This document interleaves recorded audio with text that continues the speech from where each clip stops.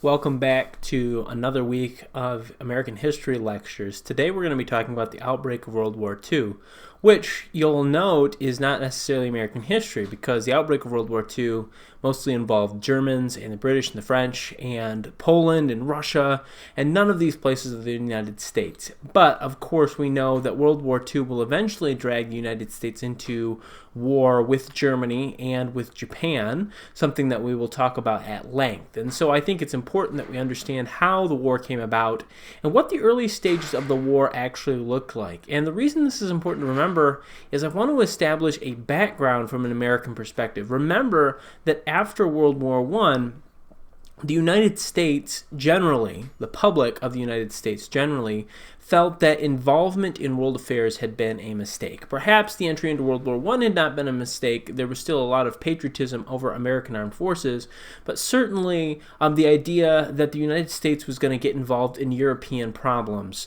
was not very popular in the United States. And many senators in the years after the war, including the most famous of which, Henry Cabot Lodge, had really pushed strongly to not involve the United States in the rest of the world. And we can see that in several distinct ways.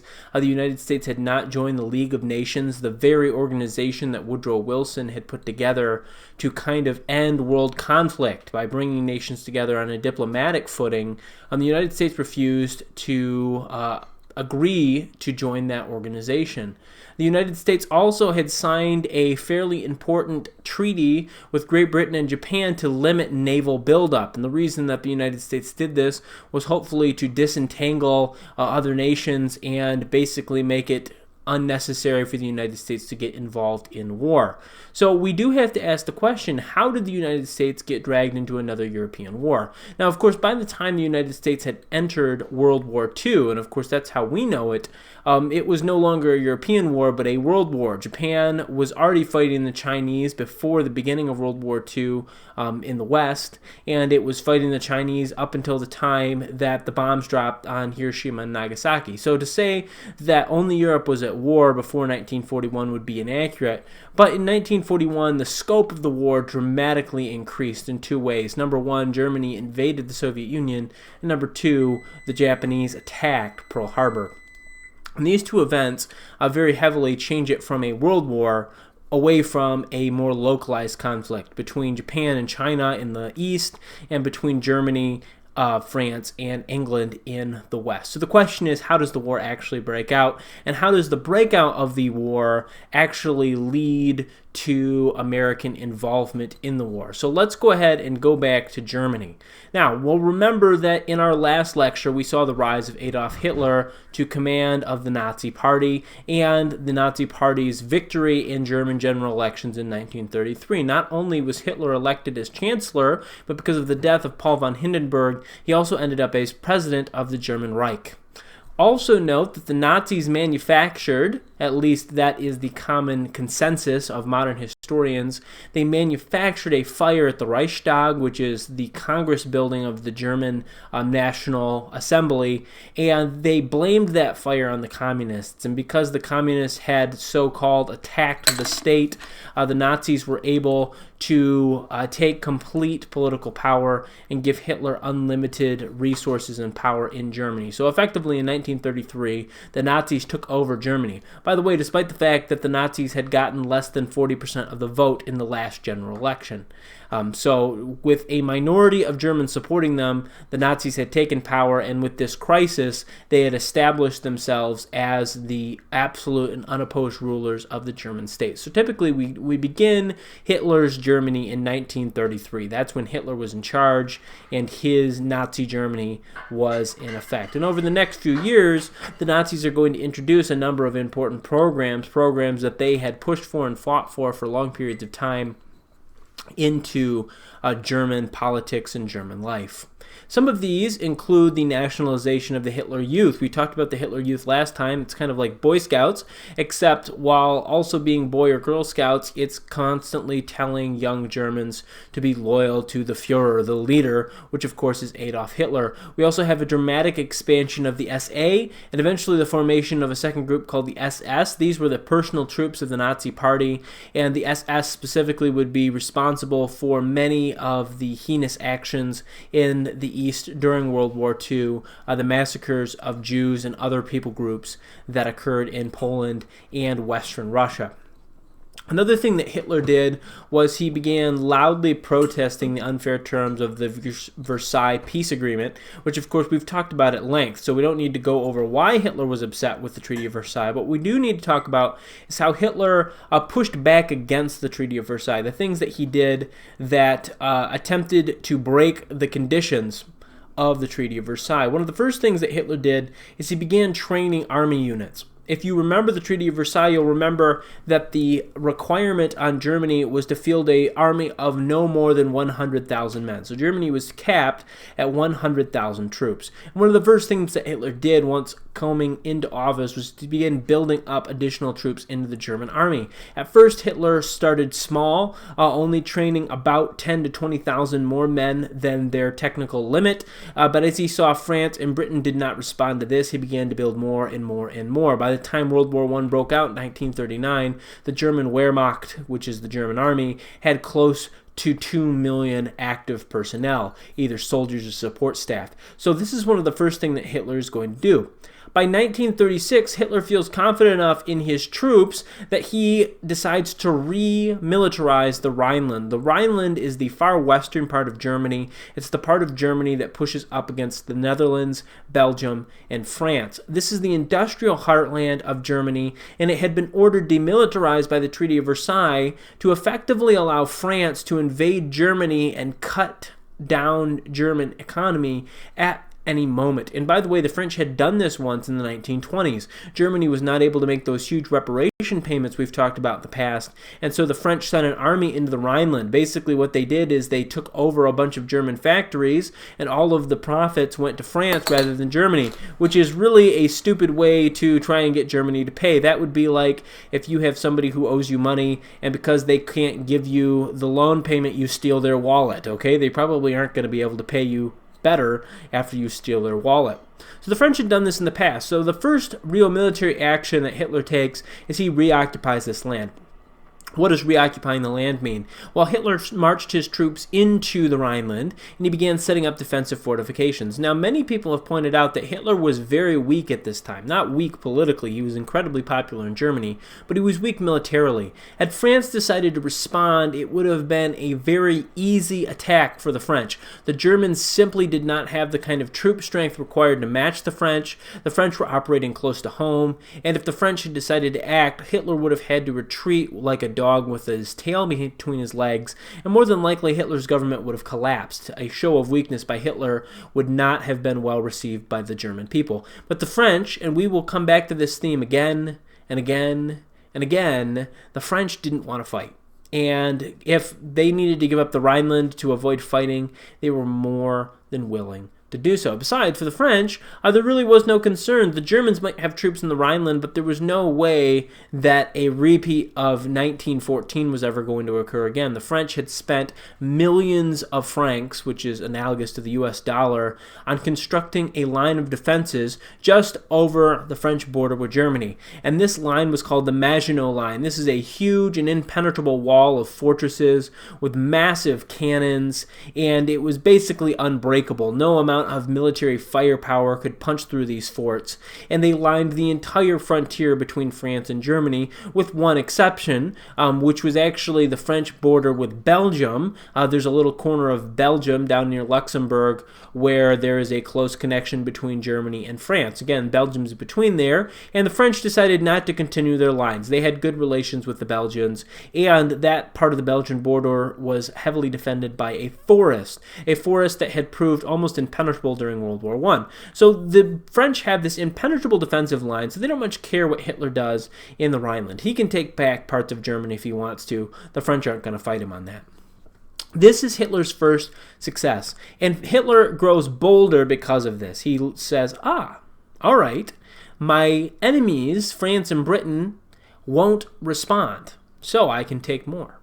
And so he moves on and he begins going after the next piece of territory that he wants. Hitler, you'll remember, was not natively German. He thought of himself as German, but originally he was actually from Austria. And so it is Austria that Hitler next wants to take and take control of. And he's going to do that through something called the Anschluss. The Anschluss in German means the coming together, effectively. That's a loose translation of it. And effectively what Hitler is going to do is he's going to manipulate Austria into electing a Nazi party. So Austrian politics had been complex, similar to German politics.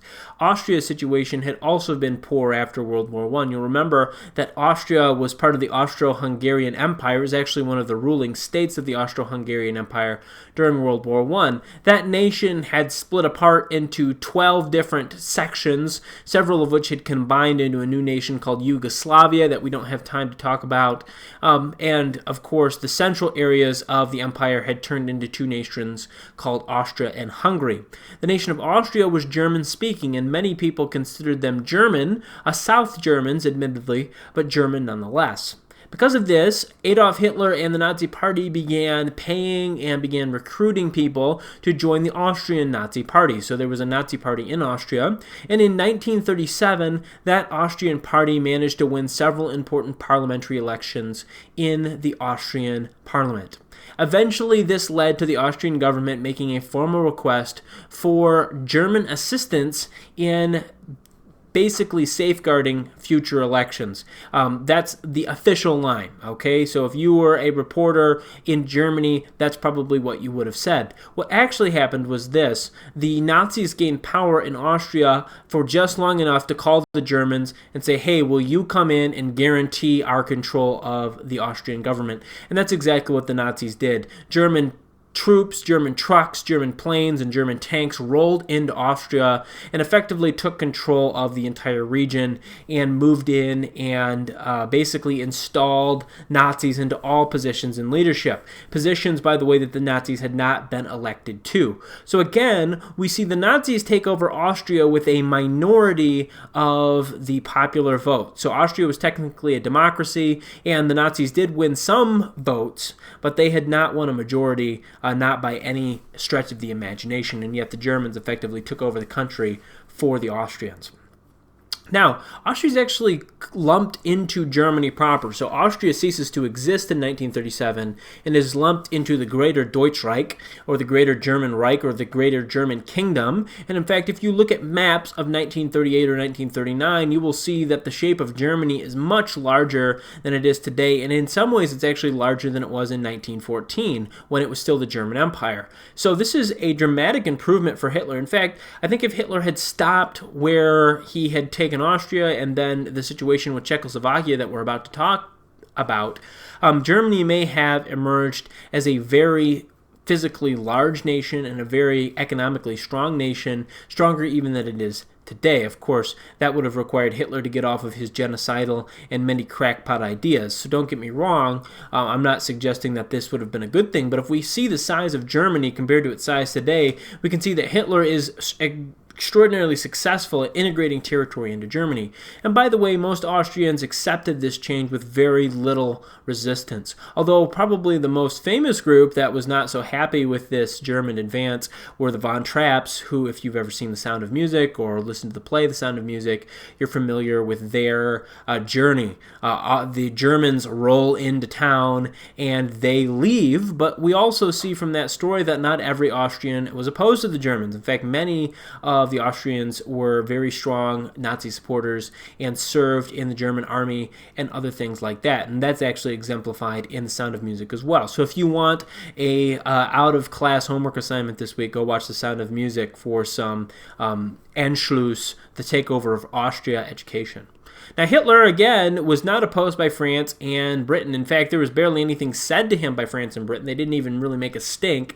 And so this just emboldens Hitler further, okay? This is kind of like if you are at your house and there's a bowl of candy and your parents have said don't take the candy, and in their presence you take a piece of candy and they don't say anything. They don't even really give you the evil eye that I'm sure all of your parents give you every once in a while. You're going to think to yourself, oh, I can take more candy, right? They don't care. They're not stopping me. They didn't say anything and they saw me do it. I can take more of this candy. Hitler's very similar. He's going to take more because no one's making him stop. No one's even saying anything.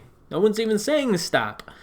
The next thing on Hitler's hit list is Czechoslovakia. Now, Czechoslovakia today is split into two nations, the Czech Republic, which is where the Czech part of Czechoslovakia comes from, and the country of Slovakia. The Czechs are one people group with their own language, and the Slovaks were another people group with their own language, and they had been part of the Austrian Empire, and after the war, they had kind of been lumped together for various reasons, primarily because in the old Austrian Empire they had been one administrative unit. By the way, this is already a betrayal of Woodrow Wilson's 14 points. Remember, one of Woodrow Wilson's 14 points was the self-determination of all peoples. The Czechs and the Slovaks really were not people that wanted to be lumped together, but they'd been lumped together in the past, and so the victorious allies in World War I had kind of stuck them together. Eventually, the two nations would split up after the fall of communism, and actually that event was called the Velvet Divorce. It's one of the few breakups of a country that didn't involve violence. The Slovaks have their own country, Slovakia. The Czechs have their own country, the Czech Republic, and they're good now. But at this time, they're combined into one country. The real problem is that the borders of Czechoslovakia, where it butts up against Austria and Germany, have a strong German population. In fact, this area is technically called the Sudetenland. That is the name for this ring of territory around Czechoslovakia. And by the way, if you're not familiar with where Czechoslovakia or the Czech Republic is, you should Google that right now, just so you get a little bit of background on that. So these German-speaking areas of the Czech Republic, or Czechoslovakia, at that time, are desired by Hitler as well. Not because he necessarily just wants those German-speaking areas, but in fact because he wants to take over the entirety of Czechoslovakia and add it to Germany. Again, Hitler comes in with a very similar situation to what he had in Austria, although he is going to modify it. And this is an important thing to get because he's going to use the same thing in Poland, which we'll talk about just after this. He claims that there is a strong Nazi party in the German-speaking regions of the Sudetenland. By the way, the historical evidence on this is really shaky. We're not really sure that there was a Nazi party in the Sudetenland, but Hitler certainly claimed that there was. Hitler also claimed that the German-speaking minority, because a majority of people in Czechoslovakia were either Czech or Slovak, they were not German, were being mistreated by the Czech government. The Czech government was cracking down on them. They weren't allowing them to express their ideas. They weren't allowing them to be Nazis, effectively. That's what Hitler's claiming. And because of this, Hitler offers an ultimatum. Czechoslovakia, either give Germany the German-speaking areas of your country, or we will invade to protect the rights of Germans. Okay, that's Hitler's rationale. Now again, in reality, was Czechoslovakia really abusing Germans? Most likely not. Again, the evidence, the records there are at this point not really in existence because of the whole war that happened afterward, but every evidence that we have seems to indicate that the Czechs were not abusing the Germans, and in fact, it seems fairly clear from the evidence that most Germans didn't even support unification with Nazi Germany. So this was not reality, this was what Hitler claimed.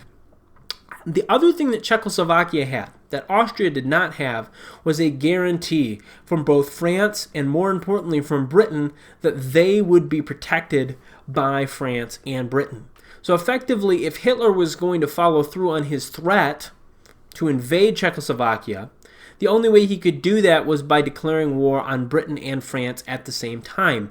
And Czechoslovakia, along with Hitler, didn't believe that he would do that. Hitler more than likely would not have wanted to fight a war. And so Czechoslovakia thought to themselves, okay, well, Hitler's talking tough, but he's not actually going to do anything. And Hitler continued to grandstand. He continued to give speeches that this part of Czechoslovakia is ours. How can they abuse these Germans? You know, this is a result of the Allies meddling during the war. And he begins sending diplomatic communications to the French and the British saying, how can you stand by and support Czechoslovakia while they're abusing Germans?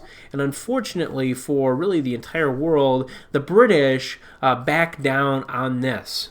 The British Prime Minister Neville Chamberlain has a series of meetings with Adolf Hitler in the German city of Munich, and eventually at the end of these meetings, Neville Chamberlain reaches an agreement with Hitler. Hitler says to Chamberlain, I only seek to reunite the pieces of Germany that were torn apart during the Treaty of Versailles, and once I have the German-speaking regions of Czechoslovakia, I'll leave them alone. Once I've unified all Germans, then Germany will be complete again, and this whole World War business will be behind us, and everyone will be happy, and we will have peace in our time. And Neville Chamberlain decides, you know what, I am willing to give up these German-speaking regions of Czechoslovakia. In fact, I'm willing to take back my entire promise to Czechoslovakia of protection so that Europe can have peace. In fact, Neville Chamberlain flies home, and in a speech broadcasted to the British public, he said, "We shall have peace in our time. I have come to an agreement with Herr Hitler, and they are going to take the Sudetenland, and we are going to have peace." And of course, this statement was issued in 1938. And of course, if you know anything about World War II history, you'll know that this promise, this statement that we have peace in our time will not last for very long at all, because in fact, they would not have peace in their time. Hitler immediately breaks his word that he'd given to Neville Chamberlain in Munich. Not only does he take the Sudetenland, but soon German tanks rolled into Prague, the capital of Czechoslovakia, and take the entire territory for the Germans. Note that less than 15% of the population of Czechoslovakia were German, so a vast majority of these people were taken against their will, without any desire to be joined into Germany. And again, this entire region is rolled into the greater German Deutschreich, the greater German Empire, or kingdom, and that is associated with the rest of Germany. And again, if you look up a map from, say, 1939, you can see Czechoslovakia having been added to the German areas. There were, however, plans at the end of the war perhaps to split Slovakia off on its own, because the Germans acknowledged that the Slovaks were not the same, although they kind of took the Czechs, even though I would argue the Czechs aren't the same. But that never happened because, of course, the war did not end in German favor. Now, Hitler, again, he's like that kid taking candy from the candy bowl. He didn't get smacked. He didn't get reprimanded. He did not get punished. So what is he going to do? Well, of course, he's going to go for another piece of candy. And this is the last section he wants. At least, I think this is the last section he wanted to get without a war. And the last section he wanted to get without a war is Poland. If I could try to think ahead of what Hitler wants to do, he probably wanted to take Poland over with no war, and then he would eventually gun for the province of Alsace-Lorraine in France, and that's when he actually wanted to fight. So it surprises many people that Germany didn't really want a war in 1939. They got one, but they did not intend for one. In fact, Hitler basically didn't even change the play. He's kind of like a quarterback who runs a really good play. He said, I'm going to use the same one again. They didn't have any defense for it last time. I don't think they're going to have any defense for it this time. And so what he's going to do is he's going to claim that there is a large German-speaking minority in Poland. On this, Hitler was correct. There was a large German-speaking minority in Poland. The primary reason for this, by the way, goes back to the Treaty of Versailles. The nation of Poland had been formed out of German and Russian territories that had a lot of Polish speakers in them. So there were a lot of Polish people in Poland, but the problem was that those areas were also home to many Germans, and so there was a German minority. Hitler again claimed that the German Nazi Party in Poland was being oppressed and that the Poles were mistreating Germans. And so Hitler demanded, much like he had in Czechoslovakia, that either Poland gave up what's called the Danzig Corridor, which was a section of Poland that separated one part of Germany from another part of Germany, or to face an invasion by German troops. So this is effectively an exact repeat of what happened in Czechoslovakia. But this time even Neville Chamberlain realized that Hitler was not going to keep his word. And so, unlike in Munich, there was no agreement. And the British and the French probably thought that was all that was going to happen, because there's another problem with invading Poland. Not only did the French and British guarantee Polish safety, if the Germans attacked Poland, they would have to deal with a war with France and Britain, which everybody knew Hitler didn't want, but by invading Poland, the German troops would be right up on the border of Russia. And of course, Britain and France knew that Russia was never going to allow Germany to advance troops right to their borders. Or were they? In one of the most unbelievable and unexpected political maneuvers of all of history, Adolf Hitler had sent the German foreign minister to Moscow to negotiate with the Soviet Union. And, surprisingly, it had succeeded. Ribbentrop, the German ambassador, had met with Molotov, the Russian ambassador, and the two of them had worked out a non-aggression pact between the Soviet Union and the Germans. And effectively what this non-aggression pact would do is it would divide Poland in half. One half would go to the Russians, the other half would go to the Germans. And so now, rather than have a guarantee of Russian intervention, Poland basically is going to be diced up and given to both countries. Now, let me go back and explain to you why this is so shocking. When Hitler rose to power, he primarily preached against two groups as the authors of all evil that had ever occurred in the Western world. The first you're familiar with, we've already talked about them, and that was the Jews. But the other target that Hitler was constantly talking about were the Bolsheviks. The Bolsheviks were the Russian Communist Party. In fact, he oftentimes combined the group and called them the Judeo-Bolsheviks, the Bolshevik Jews, basically, which is ironic because Hitler blamed capitalism on the Jews, and he also blamed communism on the Jews, and so the Jews were kind of playing both sides of the coin, according to Hitler. They were the capitalists and they were the socialists. Kind of ironic, of course, because it's completely made up. The Jews did not make up a major component of any communist group that I am aware of, and certainly none that existed in Hitler's day. And from a capitalist perspective, Jews do tend to be wealthy because of several reasons that we won't go into, but certainly they were not the cause of the problems of capitalism, or really the cause of many problems at all, if we're honest about it. The surprise then is that Hitler and Stalin were able to make an agreement. In fact, Hitler had spent the last 5 years of his political career bashing Stalin and calling him literally the essence of all evil. And Stalin, for the record, had declared on multiple occasions that Germany and National Socialism were their biggest enemies, the Soviet Union's biggest enemies. So for these two groups to sign a pact was not only unexpected, but it had incredibly bad consequences for the rest of Europe. Hitler decided, with a guarantee of Russian neutrality, that he was willing to risk a declaration of war by France and Britain. This is what Hitler believed. Hitler believed that either one of two things would happen. Number one, that France and Britain would lose their nerve. He would roll into Poland, and rather than fight, both Britain and France would go, you know what, fine, we'll let you get away with it this time, but next time we're totally going to stop you. Which, of course, was starting to ring hollow because they'd said that several times in the past. The other thing that Hitler thought is maybe they'll go ahead and they'll declare war, but I will swallow up Poland so fast that by the time they got a single soldier onto German territory, there won't be a Poland left to fight for. They'll go, okay, I guess that wasn't worth it, and they will sign a peace agreement. So this is Hitler's plan. He's going to invade Poland. He's going to hope that France and Britain either don't declare war or they agree to peace very quickly. And so on September 1st, 1939, German troops and German tanks roll across the German-Polish border and attack in an incredible attack and swarm in a way the world had never seen before. This is the beginning of blitzkrieg tactics, which we'll talk about in the next lecture.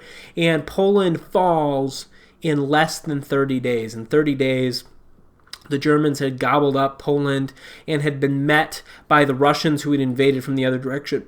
Poland was attacked from two sides and never had a chance.